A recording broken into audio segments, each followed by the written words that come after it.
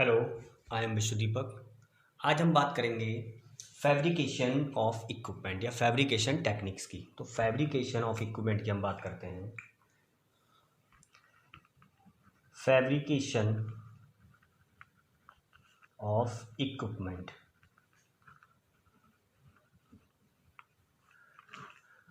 Fabrication of equipment में fabrication क्या है आपके लिए?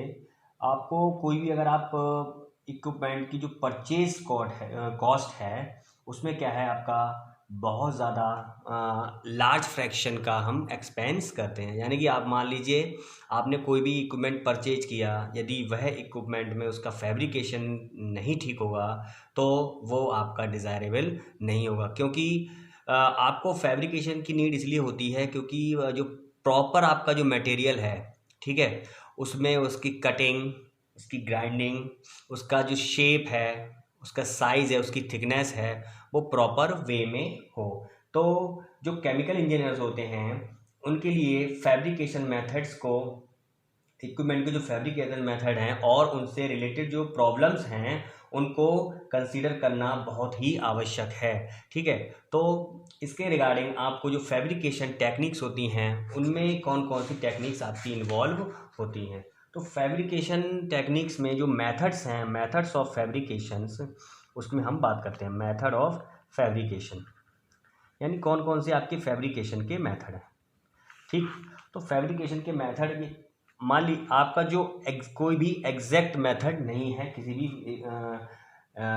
इक्विपमेंट में को फैब्रिकेट करने के लिए, लेकिन इक्विपमेंट की कॉम्प्लेक्सिटी को देखते हुए हम फैब्रिकेशन को डिसाइड करते हैं। ठीक है, तो जो एग्जैक्ट मेथड आपके लिए है, कोई एग्जैक्ट मेथड नहीं है फैब्रिकेशन के लिए, फैब्रिकेशन के लिए जो इक्विपमेंट होता है, इक्विपमेंट की कॉम्प्लेक्सिटी को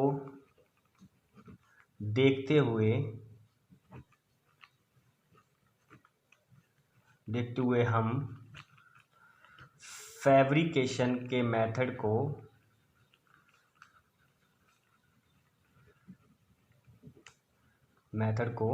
यूज़ करते हैं।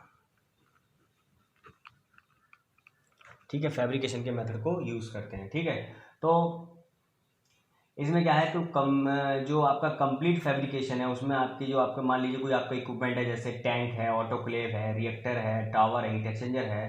ठीक है, उन इक्विपमेंट के फैब्रिकेशन के लिए ये आपकी 7 चीज़ें हैं, वो होना ज़रूरी है। तो मान लीजिए आपको कोई भी इक्विपमेंट है, इक्विपमेंट जैसे heat exchanger, tanks, tower, autoclaves, ETC. ठीक है, इनको फैब्रिकेट करने के लिए हमारे पास 7 टेक्निक्स होती हैं। पहला है आपका layout of material, layout of material. ठीक है, लेआउट ऑफ मटेरियल। दूसरा है आपका कटिंग। तीसरा है आपका फॉर्मिंग। चौथा है आपका टेस्टिंग। चौथा है आपका फास्टनिंग। पांचवा है आपका टेस्टिंग। छठा है आपका हीट ट्रीटिंग और 7वां स्टेप है फिनिशिंग। ये 7 स्टेप आपके क्या है, इन्वॉल्व होते हैं किसी भी मटेरियल, किसी भी इक्विपमेंट को फैब्रिकेट करने से पूर्व। तो पहले हम बात करते हैं लेआउट की। ठीक है, लेआउट की बात करते हैं। लेआउट ऑफ मटेरियल, यानी मटेरियल का लेआउट। क्योंकि आपको पहले किसी भी इक्विपमेंट को बनाने से पूर्व उसमें कौन सा मटेरियल यूज़ कर रहे हैं उसका लेआउट करना हमें ज़रूरी है। तो फैब्रिकेशन का जो फर्स्ट स्टेप है वो आपका क्या है, लेआउट है। इस लेआउट में आपके जो अलग अलग जो कंपोनेंट हैं उनका डिटेल इंस्ट्रक्शन फैब्रिकेटर द्वारा प्रिपेयर्ड किया जाता है। ठीक है, तो आपका क्या है, फैब्रिकेशन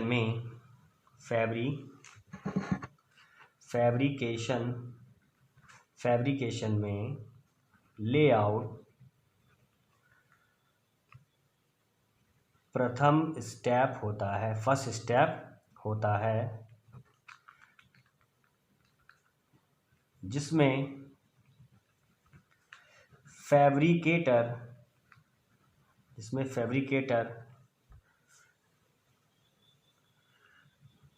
कंपोनेंट का डिटेल इंस्ट्रक्शन को प्रिपेयर करता है।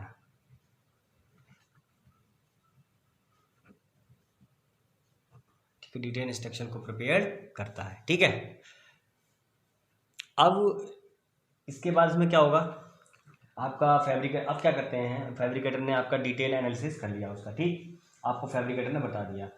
तो यदि आपका जो मेटल है वो फ्लैट पीसेस है मेटल में, या अदर कोई दूसरा हमारा कंस्ट्रक्शन मटेरियल है, तो उसमें यह प्रॉपर वे में मार्क करना जरूरी है कि कहाँ आपकी कटिंग होगी, कहाँ आपकी फॉर्मिंग रिक्वायर्ड है। ठीक है, तो क्या होता है कि जो मेटल के फ्लैट पीसेस या कंस्ट्रक्शनल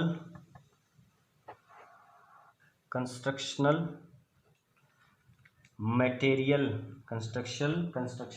में यह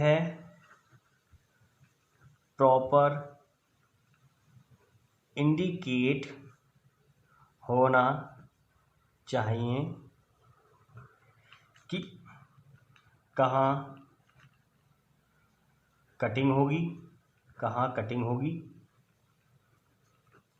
और कहाँ फॉर्मिंग होगी। ठीक है, ये हमारे लिए बहुत ज़रूरी है, इसके लिए पता लगाना, जो आपका फैब्रिकेटर है या जो इंजीनियर जो फैब्रिकेट कर रहा है उसे ये पता होना बहुत ज़रूरी है कि कहाँ पे हमें कटिंग करना है मटेरियल को और कहाँ पे उसको फॉर्म करना है। ठीक है, तो उसका डिटेल एनालिसिस हमें करना पड़ता है। ठीक है, उसके बाद क्या होता है, आपको इसमें क्या करना पड़ता है, अगर आप कोई मेटल कटिंग करेंगे तो उसमें आपको क्या है, थोड़ा कुछ ना कुछ लॉस होगा, या आपका मटेरियल श्रिंक हो जाएगा, या आप वेल्डिंग करेंगे तो आपको क्या करना पड़ता है, थोड़ा आपको फैब्रिकेटर को अलाउंस देना पड़ता है।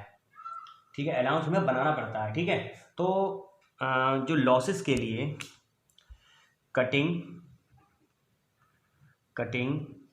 और बेल्डिंग के कारण श्रिंक हुए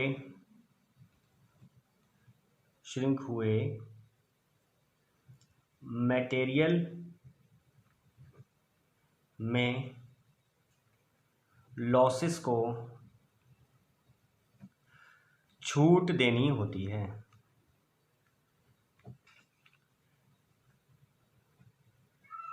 ठीक है, तो आपको क्या करना है, अलाउंस देना पड़ेगा। ठीक है, कि आपका कटिंग करेंगे या बेल्डिंग करेंगे तो उससे क्या है, आपका जो मटेरियल है उसमें आपको थोड़ा थोड़ा अलाउंस देना पड़ेगा। ठीक है, तो इसके बाद क्या करते हैं, इसमें लेआउट और मटेरियल में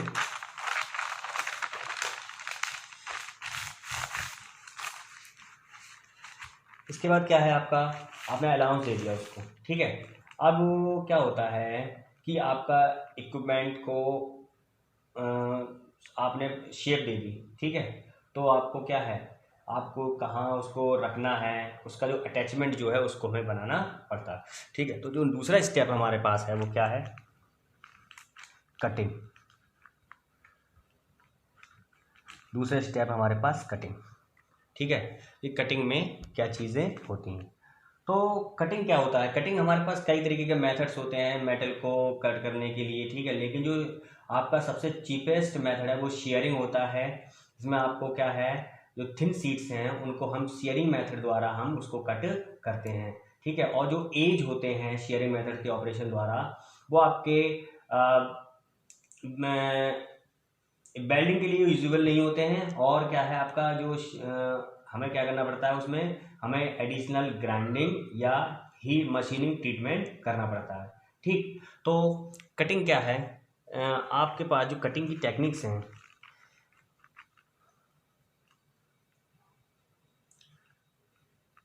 कटिंग के सेवरल इंडस्ट्रियल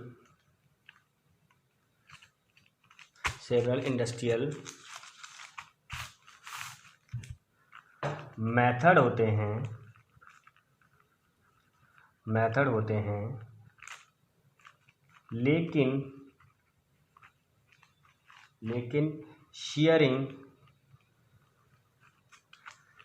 सबसे चीपेस्ट मेथड होता है, सबसे ज़्यादा चीपेस्ट मेथड होता है, ठीक है। इसमें क्या करते हैं, सबसे ज़्यादा शेयरिंग में हम क्या करते हैं, शेयरिंग में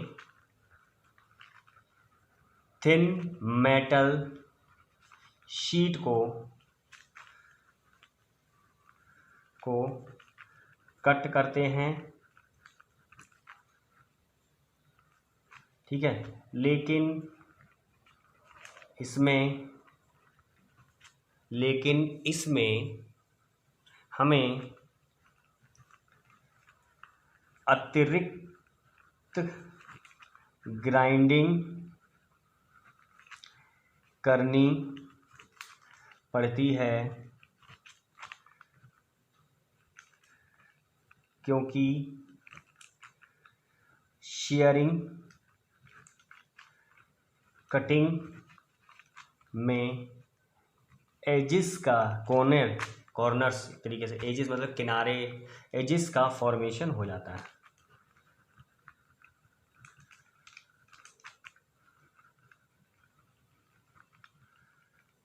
ठीक है। तो हम कटिंग के द्वारा हम इसको हम सही कर लेते हैं, ठीक है। तो हमारे पास दूसरा भी एक तरीका है, आपकी सॉइंग मेथड भी आपका है, ठीक है। सॉइंग मेथड द्वारा आप भी इसको क्या कर सकते हैं, कट कर सकते हैं। हमारे पास बर्निंग मेथड है, तो बर्निंग भी मेटल कटिंग का एक मेथड है, ठीक है। आपकी क्या है, फ्लैट शीट को सॉइंग के द्वारा कट करते हैं, ठीक है।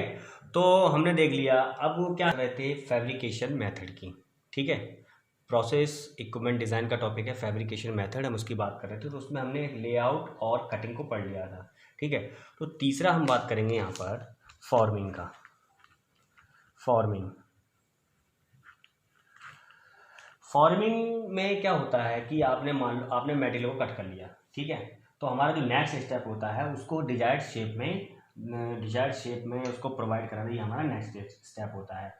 इसको हम कई प्रकार के मेथड है उसके द्वारा हम कर सकते हैं, जैसे रोलिंग है, बेंडिंग है, प्रेसिंग है, स्पिनिंग है, ठीक है। इस तरीके से आपके मेथड हैं। किसी केसेस में हम फॉर्मिंग ऑपरेशन में आपकी हीटिंग की भी आवश्यकता पड़ती है, ठीक है। तो क्योंकि वर्क जो मटेरियल की हार्डनिंग की वजह से, अनिलिंग और इसकी रिक्वायर्ड की वजह से हमें क्या करना पड़ता है, हमें हीटिंग प्रोसेस की आवश्यकता पड़ती है। तो जो नेक्स्ट स्टेप होता है आपका वो फॉर्मिंग होता है। तो इसमें लिखेंगे हम कि जो आपका कंस्ट्रक्शनल मटेरियल को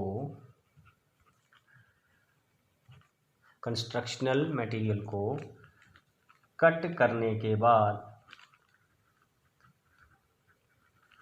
नेक्स्ट स्टेप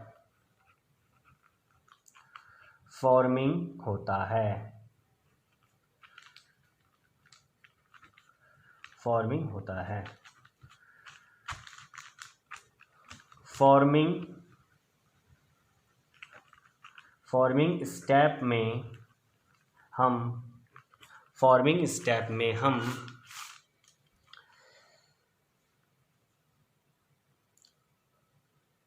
मटेरियल को डिजायर शेप प्रोवाइड कराते हैं। डिजायर शेप प्रोवाइड कराते हैं।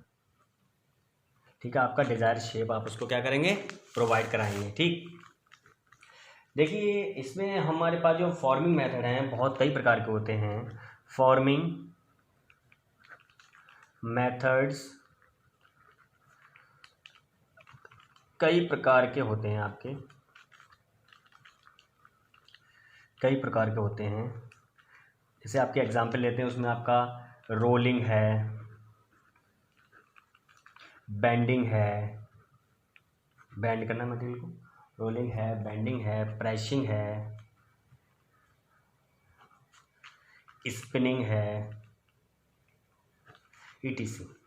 ठीक है, ये आपके मेथड्स होते हैं किसी भी जो मटेरियल है उसको डिजायर शेप में देने के लिए। ठीक है, तो इसमें क्या करते हैं आप, इन मेथड के अलावा आप हीट ट्रीटमेंट भी करते हैं। हीट ट्रीटिंग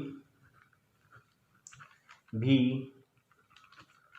फॉर्मिंग का एक मेथड है। ठीक है, एक मेथड है। ठीक है, अब क्या है, जब आप उसको शेपिंग ऑपरेशन आपका फिनिश हो जाता है तो आप क्या करते हो, उसमें डिफरेंट जो पार्ट होते हैं उसमें असेंबल करते हैं और उसको हम फिट करते हैं। ठीक है, तो यदि जैसे कि आपका क्या है, जब फॉर्मिंग कंप्लीट हो जाती है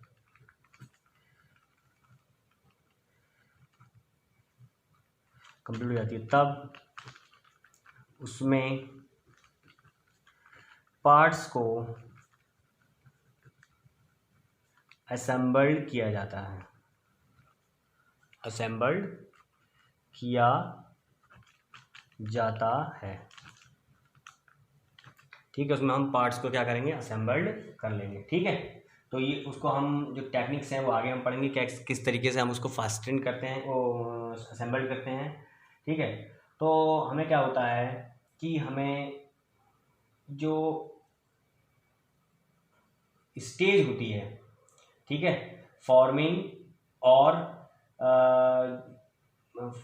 बिफोर फॉर्मिंग और आफ्टर फॉर्मिंग के बीच जो स्टेज होती है उसमें हमें देखना होता है कि जो फॉर्मिंग हमने की है मटेरियल की, डिजायर शेप दिया है उसका, उसमें कोई एरर तो नहीं है। ठीक है, क्योंकि एरर अगर आती है, एरर अगर आपकी आती है तो आपको क्या है, आपकी जो मटेरियल है उसको आपको दोबारा से प्रेस करना पड़ेगा, या उसको स्पिनिंग करना पड़ेगा, या उसको रोल करना पड़ेगा, या उसको बेंड करना पड़ेगा।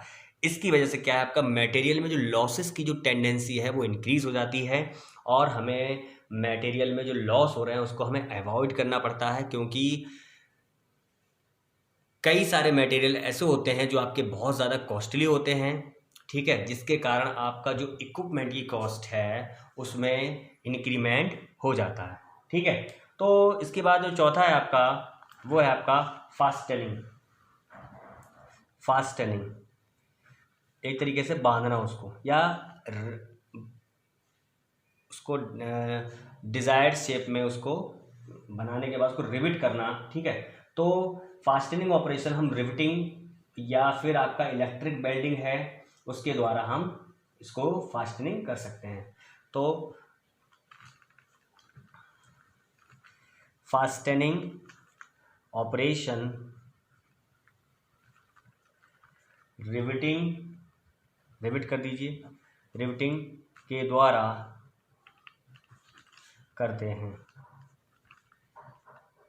ठीक है, रिविटिंग के द्वारा करते हैं। ठीक,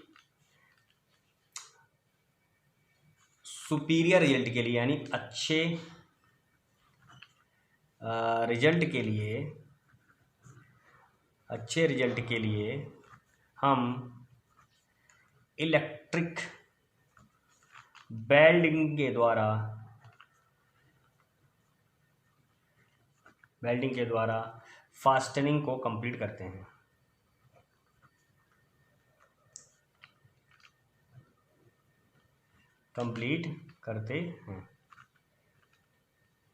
ठीक है, फास्टनिंग को हम इस तरीके से कंप्लीट करते हैं। ठीक है, तो जो क्वालिटी है मैंने आपको बताया है कि जो बेल्डिंग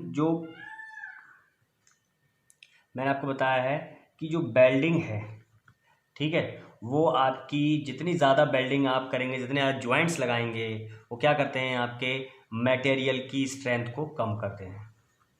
मटेरियल की जो स्ट्रेंथ है वो क्या हो जाती है, वीक हो जाती है, यानी डिक्रीज हो जाती है। ठीक है, यानी हम ये चाहते हैं कि हमारा कम से कम जो इक्विपमेंट बना रहे हो हमारा उसमें कम से कम ज्वाइंट्स हों, क्योंकि जितने ज़्यादा ज्वाइंट्स होते हैं उतना ही हमारा जो इक्विपमेंट है उसकी स्ट्रेंथ में कमी आती है।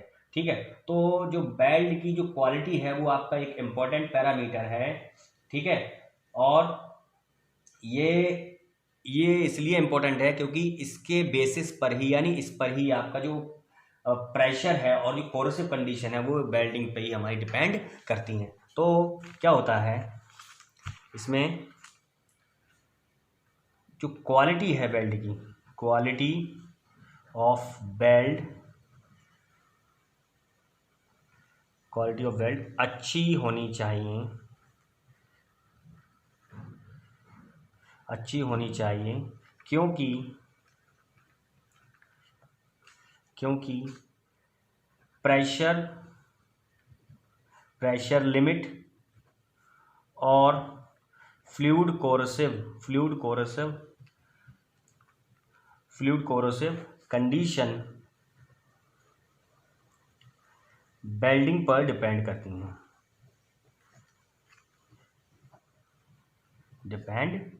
हैं।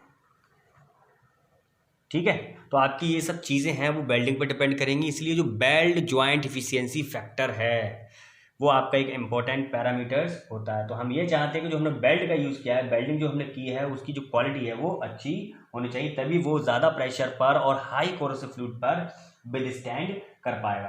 ठीक है, क्योंकि आपकी जो गुड वेल्ड होती है, यानी अच्छी वेल्ड जो होगी वो आपकी मेटल को आपको मजबूती प्रदान करेगी। ठीक है, तो हमें क्या करना होता है, जो वेल्ड इफिशियंसी होती है वो प्रेशर वेसल की जब डिज़ाइन करते हैं वो 80 to 95% होती है। ठीक है, तो इसमें एक लाइन लिखिएगा ये कि प्रेशर वेसल की डिज़ाइन करते समय वेल्ड इफिशियंसी 80 to 95% होती है। ठीक है, ये होना ज़रूरी है, तभी आपका जो इक्विपमेंट है वो हाई प्रेशर है और हाई कोरोसिव फ्लूइड पर विदस्टैंड कर पाएगा। ठीक है, तो कभी कभी कुछ क्या होता है, हम जो सोल्डर है उसके द्वारा भी हम फास्टनिंग को हम, या स्क्रू है या पैकिंग है या गैसकेट है, दूसरे मैकेनिकल मेथड से भी हम अलग अलग इक्विपमेंट को हम क्या कर देते हैं, फास्टनिंग कर देते हैं। ठीक है, तो इसमें हम क्या लिख सकते हैं कि कुछ केसेस में फास्टनिंग सोल्डर के द्वारा भी कंप्लीट की जाती